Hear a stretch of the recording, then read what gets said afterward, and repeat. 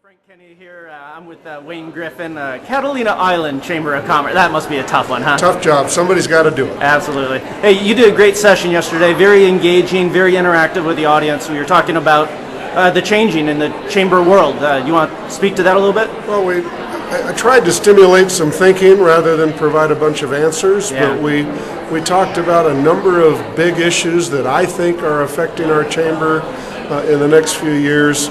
We talked about time poverty, and this isn't a new trend. It's been with us for a long time, but I think it's more important now than ever. People just don't have time for us. Right. And so we did a little brainstorming on maybe some ways we could increase the chances that somebody will pay attention to us. Right. We talked about technology issues and just how do you stay on top of everything that's happening.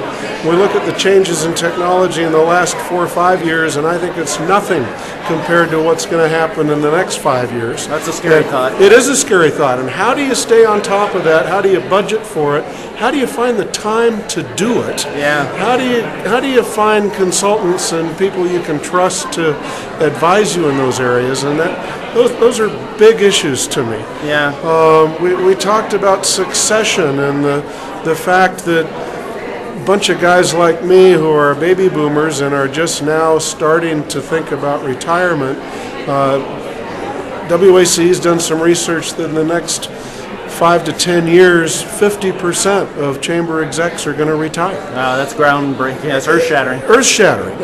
There's a new book out by, I'm drawing a blank on her name and I apologize, ASAE has published the book Membership as We Used to Know It. Yeah. And she talks about the next 20 years, we're going to see the world's largest turnover of human talent that we've ever seen. And so who's coming in to replace those people? Right. They don't have the same characteristics that boomers do. Boomers are joiners. They like to belong to associations and chambers of commerce. Gen Xers and millennials, not so much. Right. And so there's going to be a real challenge in just keeping membership going in our chambers, let alone finding new volunteer leaders. And in your session, we had a room of almost 100 people, maybe, chamber people, all talking, brainstorming these issues out and sharing, and everybody was taking notes. Absolutely, absolutely.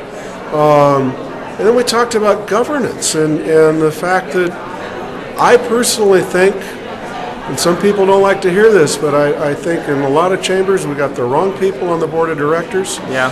They're mid-level managers who mean well, but they are not the top CEOs and they think differently. And because they do that, they wind up making some hiring decisions for their CEOs that may not be in the best interest of the chamber. Right. And I think we need more leaders and visionaries on both sides of that table, the volunteer leadership and the chamber CEO. Well, so some big questions, and we're all here at W.A.C.E 2012 in Las Vegas to get some answers. Well, I hope we stimulated the thought process yesterday. All right, well, nice job. It was a great session. Thank you, Frank. Bye-bye.